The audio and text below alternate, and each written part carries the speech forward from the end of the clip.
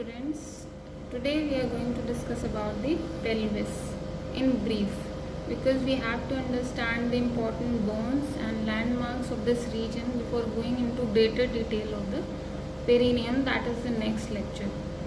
So pelvis is basically the lowermost part of the trunk, the bone forming the lowermost part of the trunk, and this is a basin shaped bone, and it is composed of four bones united together at four joints. So what are those four bones? Two hip bones on each side. These are the two hip bones. Then in the midline posteriorly sacrum united to the coccyx bone inferiorly. So this is the sacrococcygeal joint in the midline posteriorly. Then with both the hip bones, sacroiliac joint posterolaterally. These are the synovial joints and slightly movable. Then both the hip bones are united together in the midline anteriorly, forming the secondary cartilaginous joint, that is the pubic symphysis. Each hip bone is again divided into three components, that is the ilium superiorly, that is the largest component, anteriorly pubis bone, that is forming the anterior component, and posteriorly the ischium.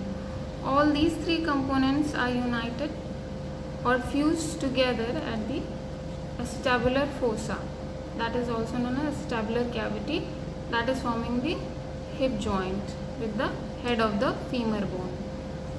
Here anteriorly these two are the obturator foramen, where muscles are attached, both exterior and interior aspect. Then about important landmarks of the each and individual bones of the pelvis. First of all, ilium. Ilium is, this is a fan shaped projection superiorly. This is the anterior and superior border of the ilium.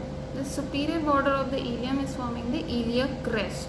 This iliac crest is ending anteriorly into a prominent elevation on both the sides, that is anterior superior iliac spine, and we can feel it in our body also. In very lean and thin individuals, this ASIS can be easily felt. Then just inferior to that, anterior inferior iliac spine. These are the two important structures we have to understand here. Then in the pubic region, these are the two pubis bones united at pubic symphysis. When we trace the superior border of the pubic symphysis, when we trace it laterally, this pubic symphysis is continuous with the crest laterally. Crest-like structure, that is the pubic crest laterally. That pubic crest ends laterally into a tubercle, that is a pubic tubercle.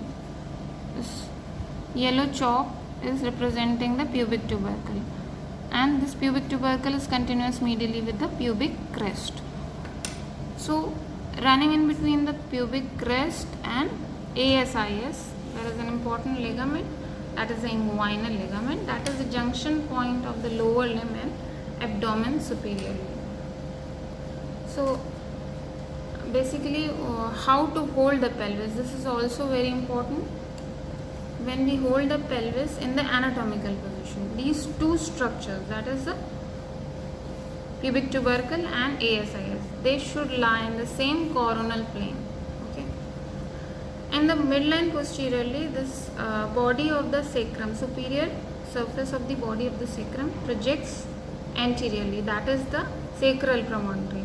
So superior surface of this body of the sacrum or sacral promontory, it should form 50 to 60 degree angle with the horizontal plane in the anatomical position. This is another criterion. There are also other criteria that will be studied in greater detail when we study the pelvis as a whole. Here only we have to study, that is how to hold the pelvis in the anatomical position. Then about the true and false pelvis. What is true pelvis? What is false pelvis? False pelvis, there is a plane of pelvic inlet where all the pelvic viscera lie or enter into the pelvis.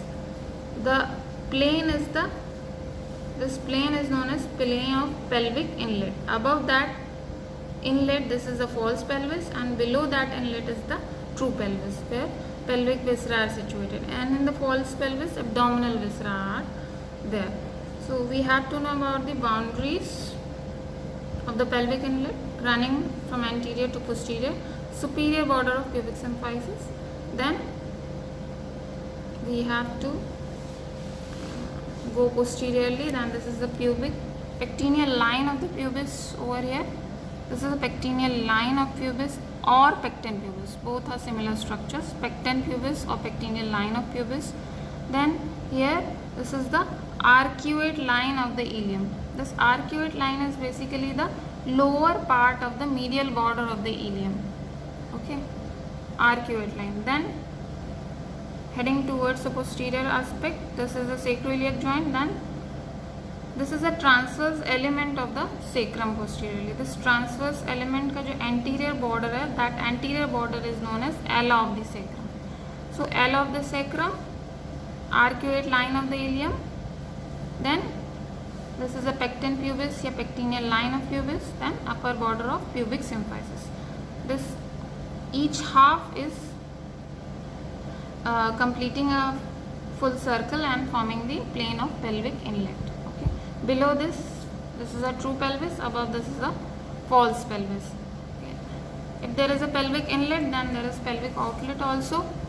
So boundaries of the pelvic outlet, when we run from anterior to posterior side, this is the lower border of the pubic symphysis. Okay. Pubic symphysis, this red colored ribbon is representing the arcuate pubic ligament. Okay. In between the lower border of pubic symphysis, there is a arcuate pubic ligament. Then on both the sides, anterolaterally, this is a combined ischiopubic ramus. Means the part of bone between pubis and ischium. Ischiopubic ramus. Then this is the prominent ischial tuberosities.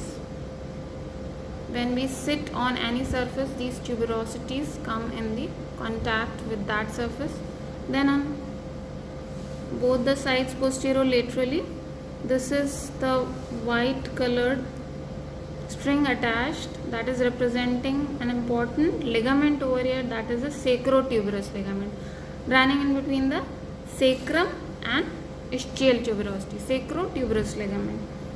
Then this red colored paper is representing the sacrospinous ligament, that is basically running between the sacrum and ischial spine. When you study the ischium in greater detail, you will come to know that this is a spine projecting towards the true pelvis from the ischium bone, that is the ischial spine, and at the level of these two ischial spine, the pelvic cavity is narrowest over here.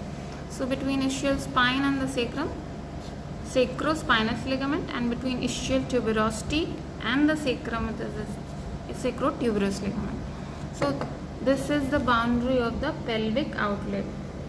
Pubic symphysis, lower border, arcuate pubic ligament, ischiopubic ramus, ischial tuberosities, and sacrotuberous ligament, and coccyx in the midline posteriorly.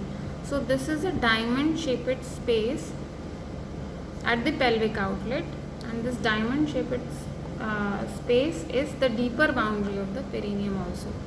So when you study the perineum, then the both are same, that is the pelvic outlet boundary and the deeper boundary of the perineum itself.